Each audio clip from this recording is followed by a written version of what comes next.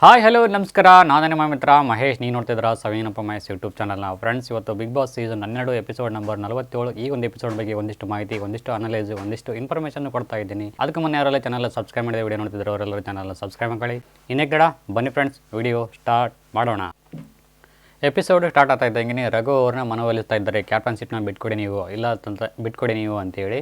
ಇಲ್ಲದನಪ್ಪ ಅಂದರೆ ಬಿಟ್ಕೊಡೋ ಹಾಗೆ ನಾಟಕ ಮಾಡಿ ಅಂತೇಳಿ ಕ್ಯಾಪ್ಟನ್ಶಿಪ್ಗೋಸ್ಕರ ಜಾನ್ವಿ ಅವರು ಮತ್ತು ಅಶ್ವಿನಿ ಗೌಡ ಅವರು ರಘು ಅವ್ರನ್ನ ಮನವೊಲಿಸ್ತಾ ಇದ್ದಾರೆ. ಈ ಒಂದು ವಿಚಾರ ಕುರಿತು ಏನೇ ಆಗಲಿ ನಾನು ಅಂತ ಬಿಡಂಗಿಲ್ಲ ಅಂತೇಳಿ ರಘು ಅವರು ತಿಳಿಸ್ತಾ ಇದ್ದಾರೆ. ಸೊ ಇದಾದ ನಂತರ ಬಿಗ್ ಬಾಸ್ನವರು ಒಂದು ಆಟವನ್ನು ಗೇಮ್ನ ಕೊಡ್ತಾರೆ. ಈ ಒಂದು ಕ್ಯಾಪ್ಟನ್ಸಿ ಟಾಸ್ಕ್ಗೋಸ್ಕರ ಒಂದು ರಂಧ್ರದೊಳಗೆ ಬಾಲನ್ನು ತಳ್ಳಿ ಬಿಲ್ಲೆಗಳನ್ನು ಜೋಡಿಯಾಗಿ ಕಟ್ಟಬೇಕಾಗುತ್ತೆ, ಬಿಲ್ಲೆಗಳನ್ನು ಜೋಡಣೆಯಾಗಿ ಜೋಡಿಸಬೇಕಾಗುತ್ತೆ. ಸೊ ಈ ಒಂದು ಟಾಸ್ಕಲ್ಲಿ ಅದ್ಭುತವಾಗಿ ಪ್ರದರ್ಶನ ಕೊಟ್ಟು ರಘು ಅವರು ತುಂಬಾನೇ ಒಂದು ಕ್ಯಾಪ್ಟನ್ಶಿಪ್ನ ಪಡ್ಕೊಳ್ತಾರೆ ಅಂತ ಹೇಳ್ಬೋದು. ರಘು ಅವರು ಕ್ಯಾಪ್ಟನ್ ಆಗಿದ್ದಕ್ಕೆ ಯಾರು ಖುಷಿ ಪಟ್ಟರೋ ಯಾರು ಹುರ್ಕೊಂಡ್ರೋ ಅದು ಗೊತ್ತಿಲ್ಲ. ಬಟ್ ರಕ್ಷಿತಾ ಅವರಂತೂ ತುಂಬಾನೇ ಖುಷಿಯಾಗಿದ್ರು ರಘು ಅವರು ಕ್ಯಾಪ್ಟನ್ ಆಗಿದ್ದಕ್ಕೆ. ಗಿಲ್ಲಿ ಅವ್ರ ಜೊತೆಗೆ ಸೇರಿಕೊಂಡು ರಕ್ಷಿತಾ ಅವರು ಇಬ್ಬರೇ ಸೇರಿಕೊಂಡು ವೆಲ್ಕಮ್ ಮಾಡ್ತಾರೆ ರಘು ಅವ್ರನ್ನ ಕ್ಯಾಪ್ಟನ್ ರೂಮಿಗೆ. ಯಾರು ಇಲ್ವಲ್ರು, ಮಾಳು ಅವರು ಕ್ಯಾಪ್ಟನ್ ಆಗಿದ್ದನಪ್ಪ ಅಂದರೆ ಇಡೀ ಮನೆಯವರೆಲ್ಲ ಸೇರಿಕೊಂಡು ಅವ್ರನ್ನ ವೆಲ್ಕಮ್ ಮಾಡಿದ್ರಿ, ನನಗೆ ಇಬ್ಬರೇ ಇದ್ದಿರಲ್ಲೋ ಅಂತೇಳಿ ಗೋಳಾಡ್ತಾರೆ ರಘು ಅವರು. ಯಾಕೆ ಬಂದಿಲ್ಲ ಅಂತಂದರೆ ಮಾಳವರಿಗೆ ಸಪೋರ್ಟ್ ಯಾಕೆ ಸಿಕ್ತು ಹೋದವಾರ ಅನ್ನೋದಾದರೆ ಅಲ್ಲಿ ಕಾವ್ಯ ಅವರಿದ್ದರು. ಕಾವ್ಯ ಅವರು ಕ್ಯಾಪ್ಟನ್ ಆದ್ನಪ್ಪ ಅಂತಂದರೆ ನಮ್ಮ ಆಟ ಏನೂ ನಡೆಯೋಂಗಿಲ್ಲ ಅಂತೇಳಿ ಅವ್ರ ಮನೋಭಾವನೆ ಇತ್ತು. ಸೊ ಹಾಗಾಗಿ ಅಲ್ಲಿ ಮಾಳವರು ಕ್ಯಾಪ್ಟನ್ ಆಗಿದ್ದರು. ವಿರೋಧಿ ಆಗದೇ ಇರತಕ್ಕಂಥ ಮಾಳವರು ಕ್ಯಾಪ್ಟನ್ ಆಗಿದ್ದರು. ಅದಕ್ಕೆ ಜೈಕರ್ ಹಾಕಿದರು.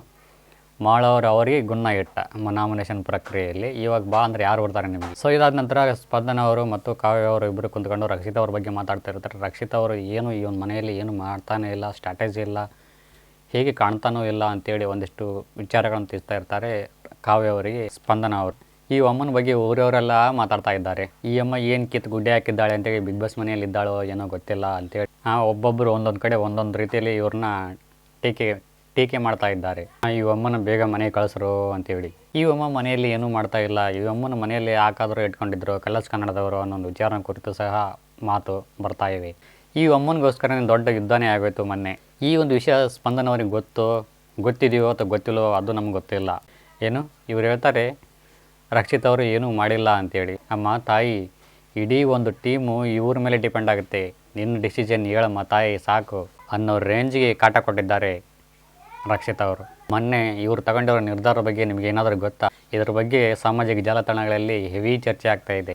ಮನೆಯಲ್ಲಿ ನಿಮಗೆ ಕಾಣ್ತಾ ಇಲ್ಲ, ಬಟ್ ಹೊರಗಿನ ಜಗತ್ತಿಗೆ ರಕ್ಷಿತ್ ಅವರು ಹೇಗೆ ಕಾಣ್ತಾ ಇದ್ದಾರೆ ಅನ್ನೋದು ನಿಮಗೆ ಗೊತ್ತಾಯಿಲ್ಲ ಅಂತ ನನ್ನ ಒಂದು ಅನಿಸಿಕೆ. ಸೊ ಇದಾದ ನಂತರ ಕಳಪೆ ಗ್ಯಾಂಗ್ನವರು ಧ್ರುವಂತು, ಅಶ್ವಿನಿ ಗೌಡ, ಜಾನ್ವಿ, ಸುಧೀರು, ಋಷಿ ಅವರು ಇವರೆಲ್ಲರೂ ಕುಂತ್ಕೊಂಡು ಕಳಪೆ ಬಗ್ಗೆ ವಿಚಾರ ಮಾಡ್ತಾ ಇರ್ತಾರೆ. ಯಾರಿಗೆ ಕಳಪೆ ಕೊಡಬೇಕು, ಯಾರಿಗೆ ಉತ್ತಮ ಕೊಡಬೇಕು ಅನ್ನೋದು ಕುರಿತು ಒಂದಿಷ್ಟು ವಿಚಾರ ವಿನಿಮಯ ಮಾಡ್ತಾ ಇರ್ತಾರೆ. ಫಸ್ಟ್ ನಾವು ಸ್ಟಾರ್ಟ್ ಮಾಡಿಬಿಡೋಣ.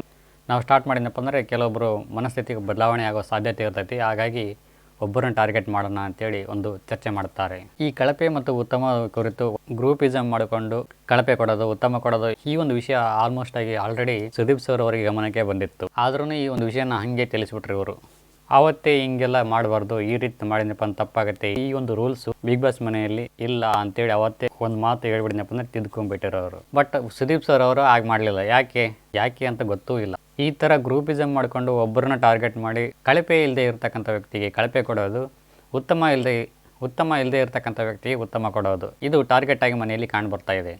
ಉತ್ತಮ ಆಗಬೇಕಾದವನು ಉತ್ತಮ ಆಗಂಗಿಲ್ಲ, ಕಳಪೆ ಆಗಬೇಕಾದವನು ಕಳಪೆ ಆಗಂಗಿಲ್ಲ. ಒಬ್ಬ ಕಳೆದೋಗ್ತಾ ಇದ್ದಾನೆ, ಇನ್ನೊಬ್ಬ ಜಾರ್ಕೊಳ್ತಾ ಇದ್ದಾನೆ. ಸ್ಪರ್ಧಿಗಳಿಗೆ ಅವತ್ತೇ ತಿಳಿಸಿ ಹೇಳ್ಬಿಡಿದ್ನಪ್ಪ ಸುದೀಪ್ ಸರ್ ಅವರು ಈ ರೀತಿ ಮಾಡ್ತಾನೂ ಇರಲಿಲ್ಲ. ಇಲ್ಲಿ ತಪ್ಪು ಯಾರ್ದು? ಸುದೀಪ್ ಸರ್ ಅವ್ರದ್ದೇ. ಸೊ ಸುದೀಪ್ ಸರ್ ಅವರು ಈ ಒಂದು ವಿಚಾರವಾಗಿ ಬೈದಿಲ್ಲ ಅಂತಂದರೆ ನಾವು ಮಾಡ್ತಾ ಇರೋದು ಸರಿ ಅಂದ್ಕೊಂಡು ಮೇಲಿಂದ ಮೇಲೆ ಈ ತಪ್ಪನ್ನ ಮಾಡ್ತಾ ಹೋಗ್ತಾರೆ ಸ್ಪರ್ಧಿಗಳು. ನಾನಂತೂ ಬಿಲ್ಕುಲ್ ಹೇಳ್ತೀನಿ, ಸ್ಪರ್ಧಿಗಳದೇ ತಪ್ಪು ಅಂತ ನಾನು ಹೇಳೋದೇ ಇಲ್ಲ. ನಾಳೆ ದಿನ ಮತ್ತೆ ಇವರು ಮಾತಾಡಿದ್ದು ಗ್ರೂಪಿಸಮ್ ಮಾಡಿದ್ದು ಮತ್ತೆ ವಿಟಿ ಹಾಕಿ ಇವ್ರ ಬಗ್ಗೆನೇ ನೆಗೆಟಿವ್ ಆಗಿ ಅಪಪ್ರಚಾರ ಮಾಡಿ ನಾನು ನ್ಯಾಯದ ಪರ ಅಂತೇಳಿ ಮತ್ತೆ ಸ್ಕೋಪ್ ತಗೋತಾರೆ ಸುದೀಪ್ ಸರ್ ಅವರು. ಸೊ ನೆಕ್ಸ್ಟ್ ಬರ್ತಕ್ಕಂಥದ್ದೇ ಕಳಪೆ ಒಂದು ವಿಚಾರ ಕುರಿತು, ಯಾರಿಗೆ ಹೋಗಬೇಕು ಉತ್ತಮ, ಯಾರಿಗೆ ಕಳಪೆ ಆಗಬೇಕು ಅನ್ನೋ ವಿಚಾರ ಬರ್ತೈತಿ. ಸೊ ಮನೆಯವರೆಲ್ಲರ ಪ್ರಕಾರ ಅಶ್ವಿನಿ ಅವರು ಈ ವಾರ ಉತ್ತಮವಾಗಿ, ಸೊ ಕಳಪೆಯಾಗಿ ಮಾಡೋವರು ಮಕ್ಕಳ ದಿನಾಚರಣೆ ಅಂಗವಾಗಿ ಸ್ಪರ್ಧಿಗಳ ಮಕ್ಕಳ ಕುರಿತು ಒಂದಿಷ್ಟು ವಿಡಿಯೋಗಳು, ಇನ್ಪುಟ್ಸ್ಗಳು ಇವರಿಗೆ ದೊರೀತಾ ಹೋಗ್ತವೆ. ನೆಕ್ಸ್ಟ್ ಇವತ್ತಿನ ಒಂದು ಓಟಿನ ರಿಸಲ್ಟ್ ಪ್ರಕಾರ ಬರೋದಾದರೆ ರಕ್ಷಿತಾ, ರಘು, ಅಶ್ವಿನಿ ಅವರು ಟಾಪಲ್ಲಿದ್ದಾರೆ ಅಂತ ಹೇಳ್ಬೋದು. ಮೊದಲನೇ ಸ್ಥಾನ ರಕ್ಷಿತಾ ಅವರು ಪಡ್ಕೊಂಡಿದ್ದಾರೆ, ಎರಡನೇ ಸ್ಥಾನ ರಘು ಅವರು, ಮೂರನೇ ಸ್ಥಾನ ಅಶ್ವಿನಿ ಗೌಡ ಅವರು ಪಡ್ಕೊಂಡಿದ್ದಾರೆ. ಸೊ ಟಾಪ್ 3 ಇವರು ಆದ್ನಪ್ಪ ಅಂದರೆ ಬಾಟಮ್ 3ಯಲ್ಲಿ ಯಾರ್ಯಾರು ಇದ್ದಾರೆ ಅನ್ನೋ ಒಂದು ವಿಚಾರಕ್ಕೆ ಬರೋದಾದರೆ ರಿಷಾ ಅವರು, ಸುಧೀರ್ ಅವರು, ಧ್ರುವಂತ್ ಅವರು ಇದ್ದಾರೆ. ಇವರಿಗೆ ಅಷ್ಟಾಗಿ ಏನು ಓಟುಗಳು ಬರ್ತಾ ಇಲ್ಲ. ಸೊ ಡೇಂಜರ್ ಝೋನಲ್ಲಿ ರಿಷಾ ಅವ್ರನ್ನ ಬಿಟ್ಕೊಡಂಗಿಲ್ಲ ಬಿಗ್ ಬಾಸ್ ತಂಡದವರು. ಧ್ರುವ ಅಂತವ್ರನ್ನ ಬಿಟ್ಕೊಡಂಗಿಲ್ಲ. ಯಾಕಂದರೆ ಅಲ್ಲೇ ಸ್ವಲ್ಪ ಚುಚ್ಚಿ ಇಡುವ ಒಂದು ಬುದ್ಧಿ ಇರೋದರಿಂದ ಎಲ್ಲಿ ಯಾವಾಗ ಹೇಗೆ ರಿಯಾಕ್ಟ್ ಮಾಡ್ತಾರೆ ಅನ್ನೋದು ಸಹ ಗೊತ್ತಾಗಂಗಿಲ್ಲ ಈ ಮನುಷ್ಯ. ಸೊ ಹಾಗಾಗಿ ಧ್ರುವಂತನೂ ಉಳಿಸ್ಕೊತಾರೆ ಈ ವಾರನೂ. ಸುಧೀರ್ ಈ ವಾರ ಗಂಟು ಮುಟ್ಟೆ ಕಟ್ಟೋದಂತ ಪಕ್ಕ ಕನ್ಫರ್ಮ್ ಆಗುತ್ತೆ. ಈ ವ್ಯಕ್ತಿ ಕಡೆಯಿಂದ ಅಷ್ಟೊಂದು ಪರ್ಫಾರ್ಮೆನ್ಸ್ ಏನು ಬರ್ತಾಯಿಲ್ಲ, ಕಾಂಟ್ರಿಬ್ಯೂಷನ್ನು. ಇವತ್ತಿನ ದಿನ ಯಾವೆಲ್ಲ ಒಂದು ವಿಷಯ ಬಗ್ಗೆ ಸುದೀಪ್ ಸರ್ ಅವರು ಟಾಪಿಕ್ ಬಗ್ಗೆ ವಿಚಾರ ಎತ್ತಿ ಮಾತಾಡಬೇಕು ಅನ್ನೋ ವಿಚಾರ ಕುರಿತು ಮಾತಾಡೋದಾದರೆ, ಮೊದಲನೇ ಪಾಯಿಂಟು ಜಾನ್ವಿ ಅವರು ಕಲಾಸ್ ಕನ್ನಡದ ಬಗ್ಗೆ ಮಾತಾಡಿದ್ದು. ಸೊ ನಾವು ಇದನ್ನು ಹೇಳಿದರೂ ಸಹಿತ ಅವರು ಈ ಒಂದು ವಿಷಯನ ತಗೊಂಡು ಪಿಕಪ್ ಮಾಡಿ ಅವ್ರನ್ನ ಬೆಂಡೆತ್ತಾರೆ ಅನ್ನೋದು ನಮಗೆ ಗೊತ್ತೂ ಇದೆ. ಯಾವ ವಿಷಯ ಮರ್ತೋದ್ರೂ ಚಿಂತೆಲ್ಲ, ಈ ಒಂದು ವಿಷಯನ ಮಾತ್ರ ಹೈಲೈಟ್ ಮಾಡಿ ಹೇಳ್ತಾರೆ. ಸತತವಾಗ ಒಂದು ಅರ್ಧ ತಾಸು ಕುಯ್ಬೋದು. ನೆಕ್ಸ್ಟ್ ಬರ್ತಕ್ಕಂಥದ್ದೇ ರಕ್ಷಿತಾ ಅವರ ಡೆಸಿಷನ್ ಕುರಿತು, ರಘು ಅವ್ರನ್ನ ಯಾಕೆ ನಾಮಿನೇಟ್ ಮಾಡಿದೆ ಅನ್ನೋ ಒಂದು ವಿಚಾರ ಕುರಿತು. ಇಲ್ಲಿ ಇವ್ರನ್ನ ಬೆಂಡೆತ್ತೋ ಸಂಭವ ಜಾಸ್ತಿ ಇರ್ತೈತಿ ರಕ್ಷಿತಾ ಅವ್ರನ್ನ. ರಕ್ಷಿತಾಗೆ ಕಿವಿಯಲ್ಲಿ ಗುಸು ಪಿಸು ಏನು ಹೇಳಿದ್ರಿ ಅನ್ನೋದು ವಿಚಾರ ಕುರಿತು ಗಿಲ್ಲಿಯವರಿಗೆ ಮತ್ತು ರಕ್ಷಿತಾಗೆ ಬೆಂಡೆತ್ತೋ ಕಾರ್ಯಕ್ರಮ ಇರ್ತೈತಿ. ಜಾನ್ವಿ ಅವರು ಮತ್ತು ಅಶ್ವಿನಿ ಗೌಡ ಅವರು ಮೈಕ್ ಇಲ್ಲದೆ ಡ್ರೆಸ್ಸಿಂಗ್ ರೂಮಲ್ಲಿ ಏನೇನು ಮಾತಾಡಿದ್ರು ಅನ್ನೋದು ವಿಚಾರ ಕುರಿತು ನಮಗೆ ಬಯಲಿಗೆ ಆಗಬೇಕಾಗುತ್ತೆ. ಸೊ ಈ ಒಂದು ವಿಚಾರನ ಟಾಪಿಕ್ನ ಟಚ್ ಮಾಡ್ತಾರೋ ಇಲ್ಲೋ ಗೊತ್ತಿಲ್ಲ, ಬಟ್ ನಮ್ಮ ಅನಿಸಿಕೆ ನಾವು ಹೇಳಬೇಕಾಗುತ್ತೆ. ಈ ಒಂದು ಟಾಪಿಕ್ ಬಗ್ಗೆ ಮಾತಾಡಿದ್ರೆ ಚೆನ್ನಾಗಿರುತ್ತೆ ಅನ್ನೋ ಒಂದು ವಿಚಾರ ಕುರಿತು ಕ್ಲಿಯರಿಟಿ ಸಿಗ್ತೈತಿ. ಸೊ ನೆಕ್ಸ್ಟು ಧ್ರುವಂತ್ ವಿಡ್ಸು ರಾಶಿಕಾ ಅವರು ಯಾರಿಂದ ಬಿದ್ದಿದ್ರು, ಯಾರನ್ನ ಮನವೊಲಿಸುವಲ್ಲಿ ಯಶಸ್ವಿಯಾಗಿದ್ದರು ಅನ್ನೋದು ಕುರಿತು ಈ ಒಂದು ಕ್ಲಿಯರಿಟಿ ಬೇಕಾಗುತ್ತೆ.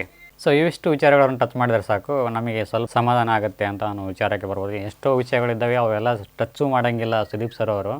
ಬಟ್ ಮೇನಾಗಿ ಇವಿಷ್ಟು ವಿಚಾರಗಳನ್ನು ಟಚ್ ಮಾಡಿದ್ರೆ ಸ್ವಲ್ಪ ಬೆಟರ್ ಆಗಿರುತ್ತೆ ಎಪಿಸೋಡು ಅನ್ನೋದು ನನ್ನ ಒಂದು ಆಸೆ ಆಗಿರ್ತೈತಿ.